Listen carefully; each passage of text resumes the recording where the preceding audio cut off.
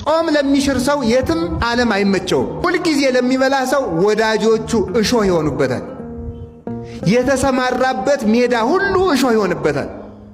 ቢያስተዳድር የሚቀበለው የለም፣ የሚገዛለት አያገኙ። ቢያገባ ትዳሩ ይበተንበታል፣ ይናጋል። ቢነግድ ገንዘቡ አይበረክትለትም። ዘመዶቹ ጠላት ይሆናሉ፣ ወዳጆቹ ይክዱታል።